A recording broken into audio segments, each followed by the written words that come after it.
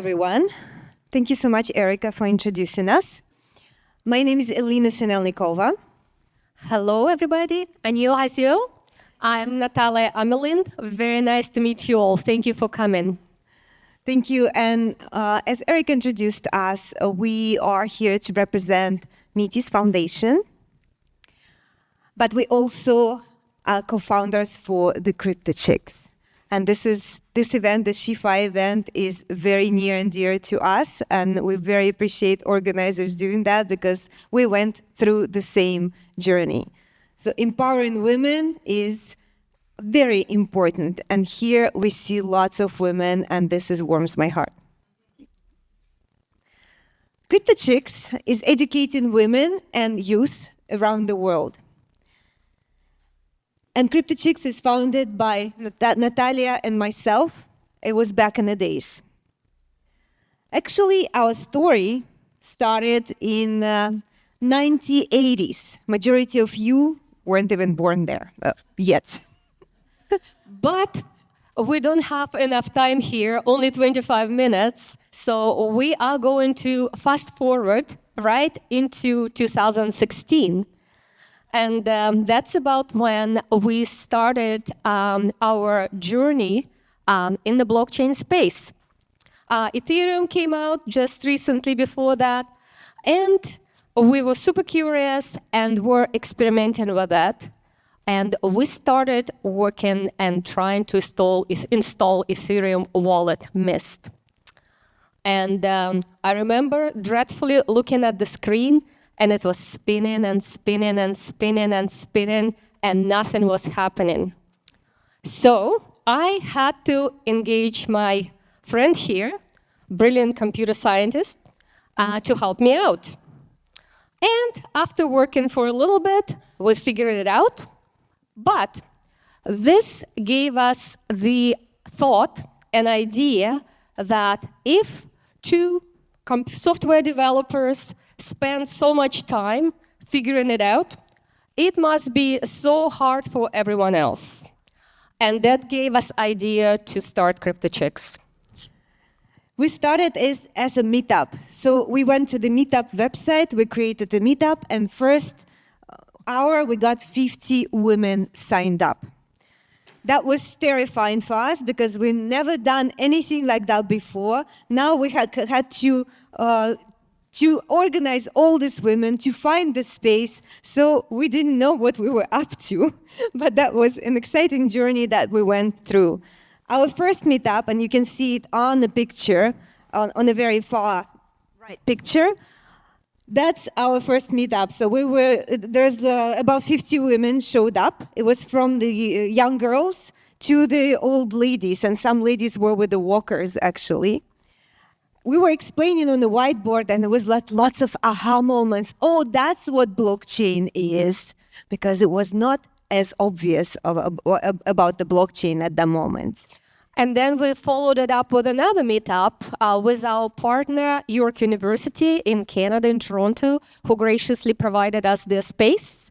And we had more people showed up. And at this time, there were some couples who came over as well. And I remember it was so endearing for me to see all the gentlemen, all the lady holding hands together and sending to each other test Bitcoin. One thing led to another. We had a group of enthusiasts that joined us, and all together we decided to take it to the next level. And we started organizing our first conference. So we rented the space, and were hit with a $35,000 bill. At that time, we didn't have any money at all, and it was a very scary moment for us, so we started calling companies. And that was like this: hello, we are CryptoChicks, and we are organizing our conference. Would you like to sponsor us? And many people told us, you are not going to have sponsors. With a name like this, you need to change it. Nobody's going to sponsor you. However, we kept calling, and we called IBM, and we called Microsoft, and we called Royal Bank of Canada, Deloitte, Accenture, and guess what? All of them said yes.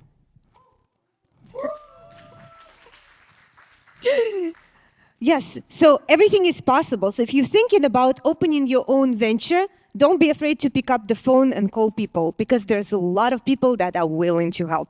We'll learn it ourselves. Of course, there will be some people that will tell you, oh, you're not going to succeed. As we heard from the people, there was no blockchain developer women in the world. So you're not going to have anyone. And guess what? We had 170 women flying from all over the world, actually some from China and Korea that flew all the way to Toronto to compete in our hackathon. And this has inspired us so much that we decided to go around the world. This is our next conference that happened in New York. And the next in Bern, Switzerland. And we also helped to organize the hackathon as part of EdCon in Australia. And then we also were invited to speak at the Draper's University in California. And there we met women who helped us to organize a hackathon in Pakistan. And we also, at one of our hackathons, met a wonderful lady, Rhonda, who had a brilliant idea to organize a hackathon for kids in Bahamas. And this lady organized everything. She flew 150 kids from 700 islands in Bahamas and brought them all together. We found sponsors, we found space, and they were learning about the blockchain. And these were the underprivileged kids who didn't even have electricity, so they were actually building apps on the blockchain. So it was very exciting to see. So through our journey, we were able to touch people in more than 50 countries in the world. And we're actively creating chapters in many countries to continue with our mission in the local markets. And that's our new initiative. Last year, Canadian government actually gave us a grant. So for the whole year, we were teaching kids in schools in Canada, all over the Canada. We were teaching entrepreneurship skills. And of course, it included a blockchain. We also have CryptoChicks Academy for those with a curious, independent mindset who wants to learn online. And our academy has courses about technology, but as well about the entrepreneurship, how to create your website, how to create your app. These are all important skills for the young entrepreneurs like yourself to have. And so we offer them as part of our academy. And we had our own incubator, CryptoChicks Hatchery. We had over 50 projects that all women-founded projects that came to us. And one project that came to us was actually not women-founded, but the future founders came and we co-founded this project together. And that project is we're very proud of, and that's who we represent today, and that the sponsor of today's event. So it's a Metis Foundation. We incubated this project, so we helped with all our resources, with all the tools that we had, with the contacts that we had. We organized the events for Metis at the very beginning, because Metis goals were calling to us. Metis were creating a platform that opened for everyone, for all the businesses, to do a true cross-border permissionless business together in a partnership. Today, Metis is represented by 5 econodes. Econodes are independent businesses that operate in decentralized fashion or globally. These businesses are Metis L2, ZKM, Chorus, Nuvo, and P1X, and they from all over the world. P1X is actually originated in China. Today, we're going to be talking about one problem that we, as a Metis Foundation and CryptoChicks and group of businesses encountered in the last year. everyone claims that Ethereum decentralized. But is it really? Rival network communities are making very good points that 80% of Ethereum transactions are right now on the layer 2 networks. And this is true. However, the problem is that all L2s today are centralized with single sequencer operation and sequencer revenue controlled by one single entity. For those of you who don't know about layer 2, let us do a little bit of the education for you. So what is a sequencer? Sequencer basically is a computer that runs the operation of the layer 2. And what does a layer 2 do? Layer 2 is a scalability solution. Ethereum is somewhat slow and expensive. And scalability solutions, layer 2s, they bundle up transactions together, and that sequencer saves these transactions onto the layer 1 Ethereum. So sequencer is acting like a heart of the layer 1, of the layer 2s. So all layer 2s have only one heart. Why is it bad? First of all, it is a single point of failure. It means that if this heart is down, the whole layer 2 network is down. And unfortunately, this happens only even to the best and the most popular layer 2s as well. It happened to everyone. At this time, when the sequencer is down, nobody can do anything. You cannot withdraw the money, you cannot work on the applications, nothing works.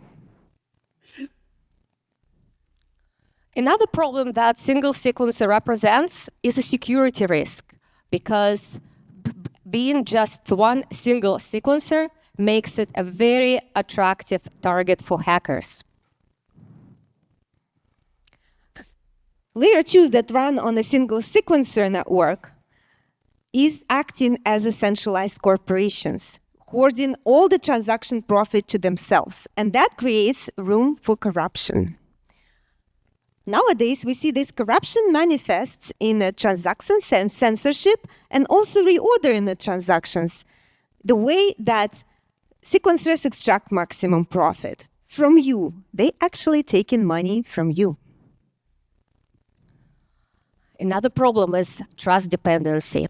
When the blockchain technology launched into the space, one of the most important and attractive premises was that this is a trustless technology. Trustless means that we don't need to trust any single party. We don't need to trust you, we don't need to trust me, because who knows what I have in mind, right? I may be malicious. And we only trust technology. However, with L2s being centralized, we are now, in fact, trusting centralized corporations.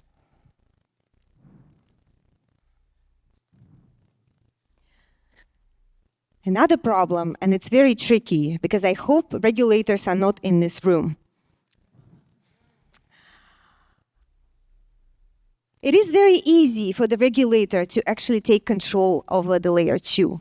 Impose the legal action against layer 2, take control over the sequencer, and you can bring the whole L2 network down and keep it down. Unfortunately, this is a very, very dangerous case for all of us, because the whole Ethereum space is in danger. And as a result, with a bunch of L2s built on top of Ethereum, we actually converting decentralized Ethereum into one big centralized corporation.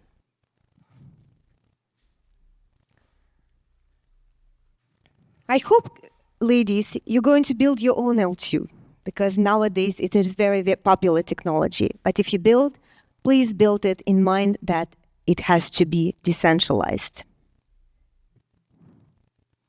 And for the L2s right now here in the audience, please decentralize. Decentralized.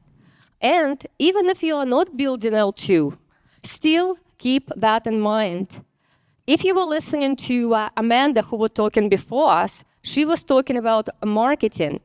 And what did she say? One of the necessary components was decentralize your marketing team. So it's not just a network, we need to decentralize everything. And you will be invincible. Metis right now is paving the way for the other L2s and other ecosystem to build decentralized sequencer network. Actually, this month, the decentralized sequencer network went live on Metis already. And it's already working. So right now, they will be deploying sequencer by sequencer in stages. And the sequencer in the Metis network runs with the proof of stake, where the sequencer has to stake Ethereum or stake Metis tokens as a protection, as the stake that they don't do the malicious attacks or malicious actions.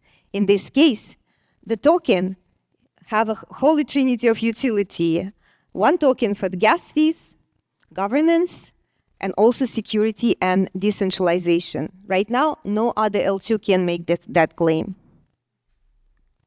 If you would like to learn more about decentralized sequencer architecture, you can scan this QR code and read more about it.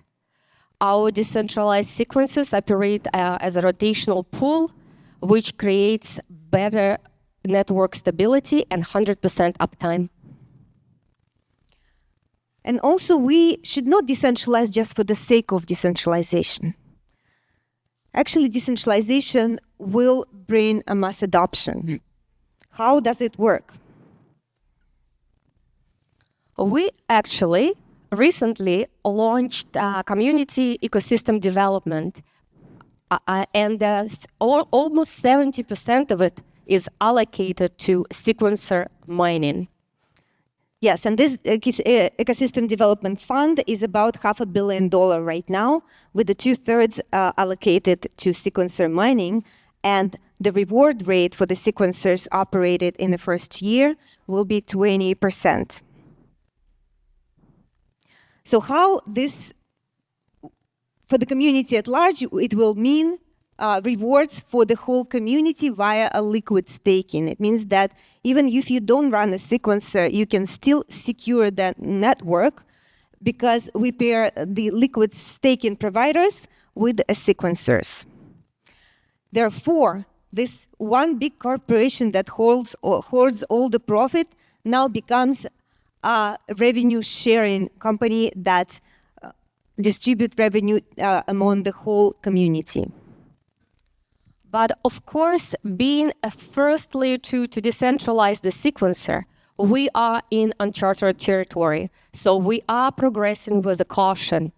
At the time of launch, we only have a handful of sequencers in our pool. But as we continue on a journey of decentralization, we will be adding more and more and more. And therefore, we are looking for experienced node operators to become our sequencer node providers. If you are one of those experienced operators, please do scan the code and file your application. And our community will choose the best application, and you will become a sequencer. And for the rest of this fund, everything will go to the builders. Right now, we are accepting applications for the grants. So if you're starting your own project, this grant is for you. So please scan the code and apply for the grant. But our commitment to the projects that come to our ecosystem and choose to build on our network doesn't end there. We actually have a program by which we share revenue with the projects on our network, whereby every month you will receive a partial rebate of your transaction fees. We call it builder mining. And as long as you keep building on our network, you will keep receiving it. As we said, Metis Foundation is represented by 5 econodes. And one of them, ZKM, is a technology company that actually will add competitive advantage to Metis Layer 2 as a hybrid rollup. So the optimistic rollup with the cheap fees and fast transactions will be combined with the ZK with instant withdrawals.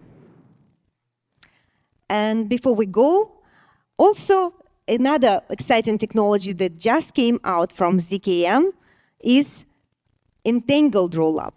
So now it doesn't matter which network you are on, you can take your funds without withdrawing them and stake it on the other network without moving the funds. So for example, you can take your Bitcoin on a Bitcoin network and stake it on Ethereum without moving these funds from Bitcoin.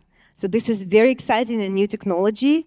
Is available here at the QR code, and it's solving 2 problems: scattered liquidity and also bridge insecurity.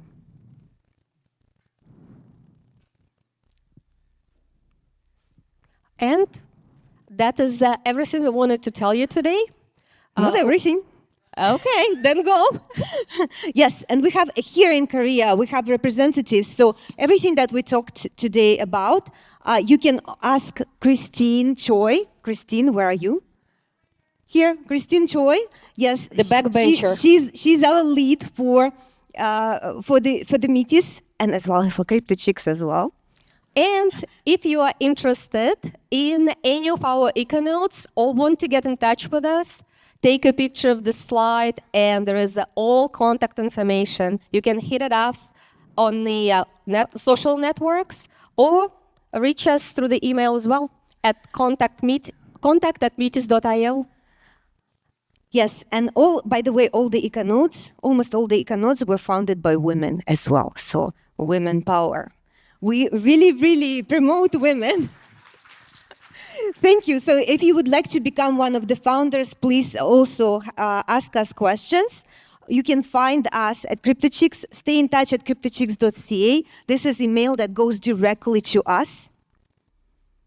And if you would like to become potentially one of our partners in the Korean market, or maybe run our chapter, please do reach out as well to ourselves or to Christine over there. And we will be very excited to working together with you. Yes, and all power to the women. Thank you very much.